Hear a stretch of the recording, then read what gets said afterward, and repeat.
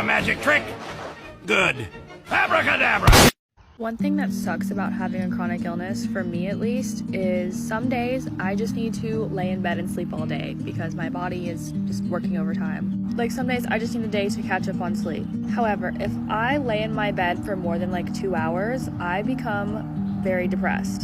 It's like my body is Pavlov to feel depressed when I lay down for more than 2 hours, and that's extremely annoying because this rest is very necessary for my body to continue healing, because overexhaustion will make everything worse. But the only thing that helps my depression is having a routine, cleaning my room, like actually getting up and doing things. That is the only thing that I have found that like actively treats my depression. I don't know why. So as soon as I like pause that, my body is like, oh, it's time to be depressed. So taking a break really isn't taking a break for me, because not only do I have to deal with my physical health, I also have to deal with my mental health. And I wish I could figure out how I could rest physically and mentally without sending myself into a depressive episode. I need this whole gone. Funny, you're the broken one, but I'm the only one who needed saving.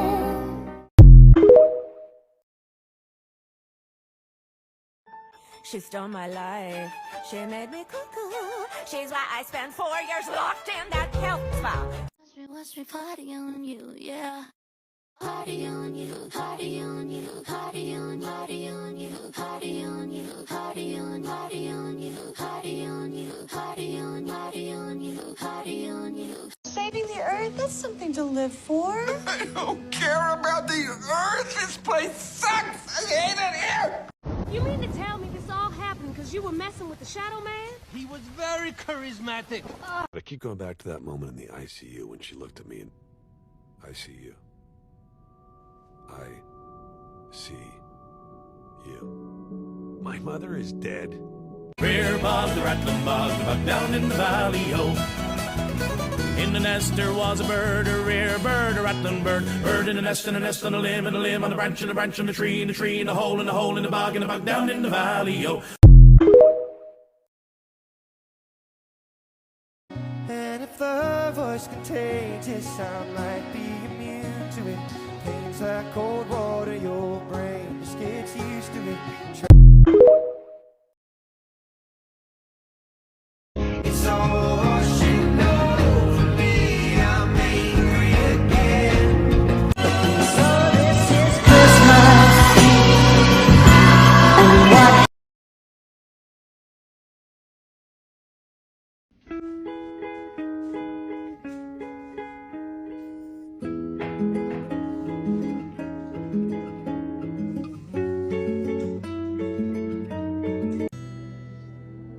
Don't know where you are right now. Did you see me wanting? Whatever, it's fine.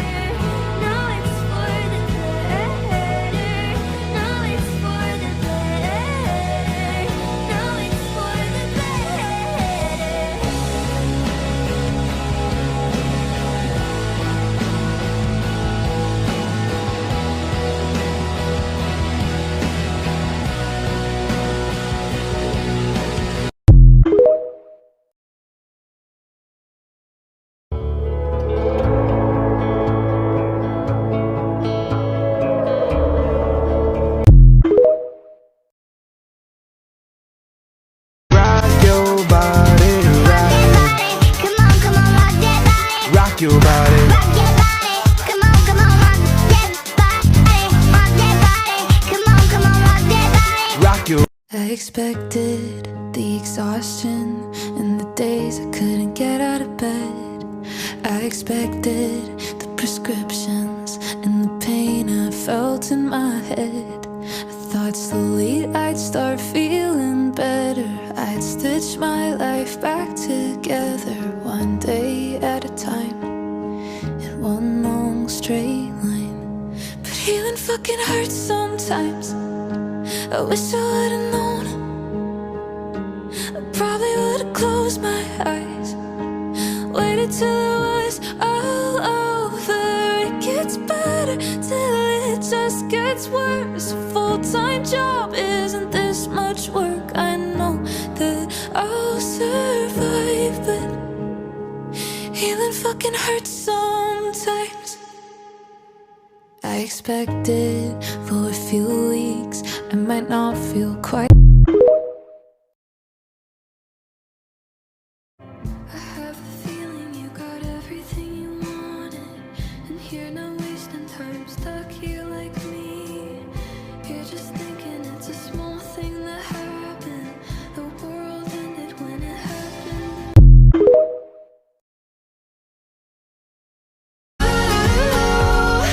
Bet you're thinking she's so cool, kicking back on your couch, making eyes from across the room. Wait, I think I've been there too.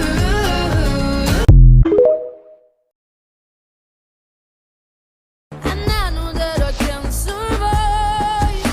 I walk through fire to save my life. And I want my life so bad. I'm doing everything I can. I'll be fine. I'm completely and utterly fine. I'm fine. I am fine. I'm fine. I'm always fine. Don't you know that? She's fine. She's always fine. That's her problem.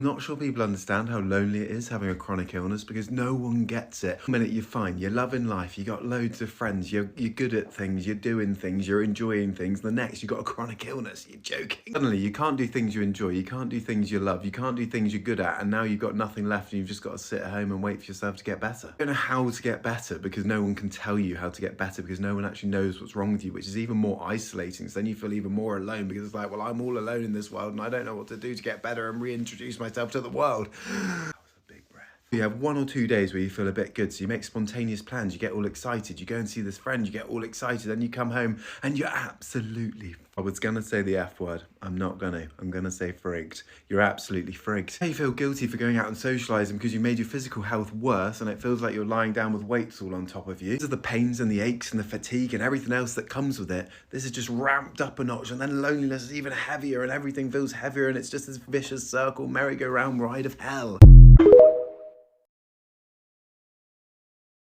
Things that shouldn't exhaust me, but they do, as someone with multiple chronic illnesses. Waking up every morning, not even getting out of bed, but just opening my eyes. That's it. Thanks. Bye. The part they don't tell you when you have chronic illnesses, you can do everything right and your body can still fuck you. What I mean by that is that you can get plenty of rest, you can eat right, you can exercise, you can do all the things. You can have your sleep on point, you could be taking the right supplements, and then boom, just like that, done. This has happened to you too, hasn't it? That's why you're watching this video. I'm just like you, I'm overwhelmed, I'm pissed off, I did everything right, and my body doesn't care. But I'm gonna keep going. I need you to keep going. Let's build each other up in the comments. Let's share this video out to another chronic illness warrior. Let's stitch and duet the hell out of this so we can empower everyone in this community, so everyone knows they're not alone. I love you, and I'm so grateful you're here. Hobbies for the chronically ill. Laying down edition. Reading. Or listening to audiobooks. Activity books. PC or console games. Sleep. Macrame. Drawing. Or painting with a towel on bed. Writing or journaling.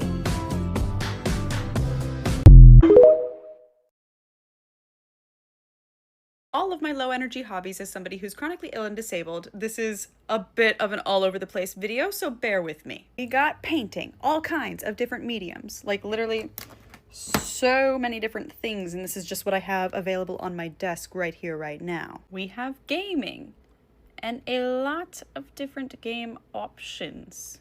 And that's just my PC, because I also have a Switch and my fiance has an Xbox and a PlayStation. Oh, and an Oculus. Photography and film, although funnily enough, this one didn't start as a hobby. This one started as a major escape technique so that I'd have an excuse to leave my house and go on very, very long walks and not have to come back for a long time. So, but it's a nice hobby now. A big Gravity Falls and Decoder fan, so I spend a good bit of time decoding these books. As well as others like the Series of Unfortunate Events and the Beatrice Letters and the Unofficial Autobiography. Those are also super fun. I also do enjoy reading, but I won't lie, I have been severely lacking on these. The brain fog can make that one a little complicated. With crafting, I also have a lot of stuff that's put away that I don't use on the regular, but for fun projects, I'll bring those out, like jewelry making, wood burning. I have an airbrush paint machine. I also play guitar, and I have a ukulele. This guy was an attempt to try to find a way to play music that didn't hurt my fingers as much with my HEDS, and I'm still learning how to play. Not fully figured this guy out yet. And if all else fails, I am a huge geek over so many different fandoms. Like, we just finished the entirety of Star Wars and the entirety of Naruto. I also really love a lot of different animes like Fullmetal Alchemist Brotherhood, Attack on Titan,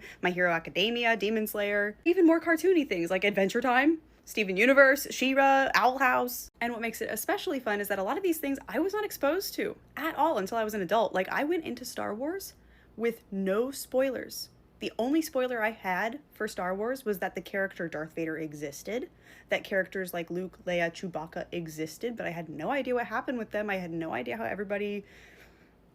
Yeah.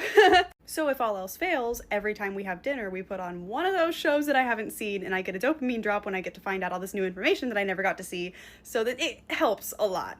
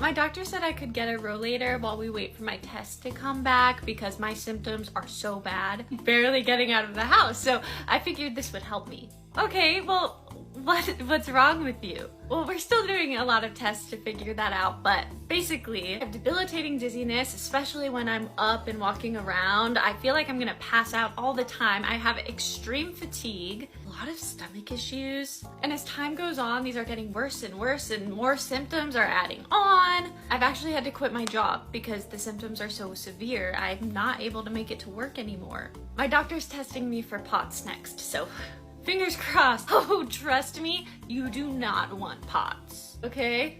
What do you mean? My friend's daughter has POTS and it's just completely ruined her life.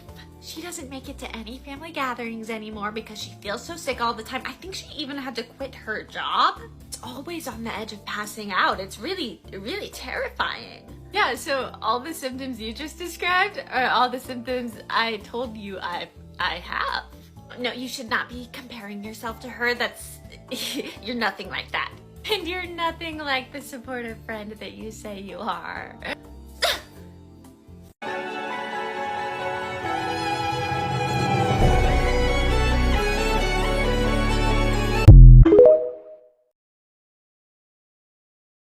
I feel a little bit like I failed. I'm watching all my friends move on with their lives, and they're all moving forward, and it's like I am stuck here, standing still. One of the hardest things for me about being chronically ill is the stark contrast of when your symptoms are manageable and when they're completely debilitating. When you're able to function and do things that you want to, and when you literally can't do anything because you're in so much pain. I hate that you can work so hard to build a life for yourself and to work towards your dreams and to try to do everything you want to accomplish, and then in an instant you can have a flare-up and that's all taken away from you. When your disorders take your functioning away from you, it feels like everything that you've worked so hard for and this life that you've created for yourself is on the other side of this glass wall, and you can't reach it, but you can see it and you miss it, but you can't get there because your body won't let you. It's hard for other people to understand, and it can be so isolating and so incredibly lonely. And even when it gets better, there's just always this feeling in the back of your head knowing that it's going to come back, that it's going to get bad again, and not knowing if your friends or your professors or your boss or your family or your partner is going to understand when it comes back that you didn't choose for this. You are not asking for this. You would do anything for this not to happen, but that it is going to happen. People get tired of you being sick, and it's so difficult to live with. It's so difficult to live with. But for a bright side, if you're out there and you struggle with the things that I struggle with, you're not alone. It may feel that way, but there's a lot of us out here and we're all fighting together. So I'm wishing you a very comfortable and pain-free day today.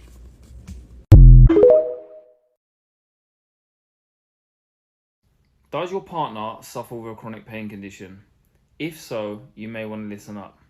And this video isn't just for Valentine's Day, it's for life.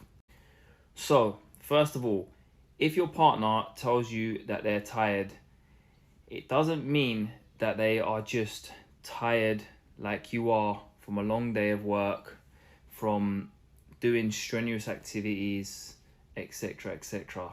If somebody with a chronic pain condition says that they're tired, it means that they're extremely fatigued because they deal with fatigue on a daily basis. So if they're voicing that they're tired, it means that they are really struggling. Fatigue so bad that sometimes you can't even lift one leg in front of the other.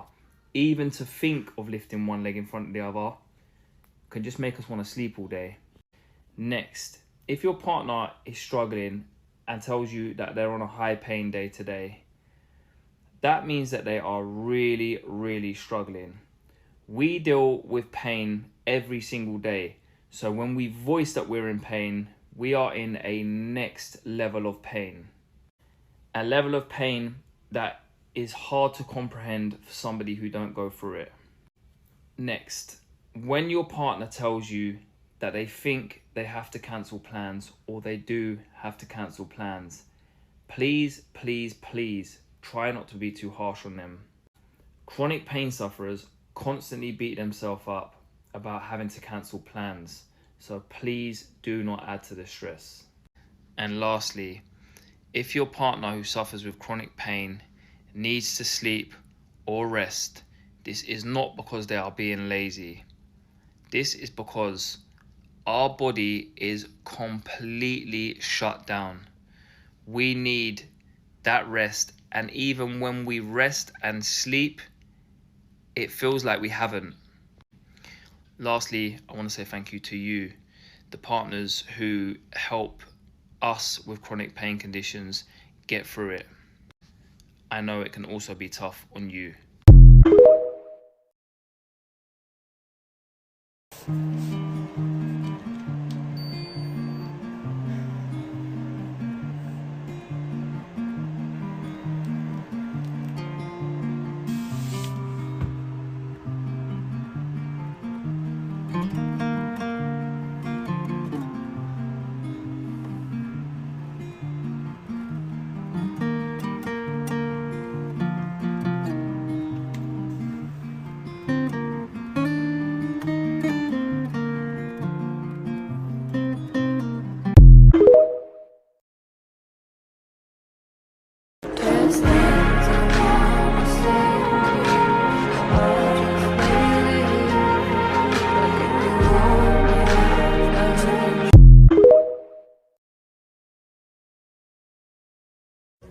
I could find Leave! Martha, I'm coming home, sweetie. I'm back!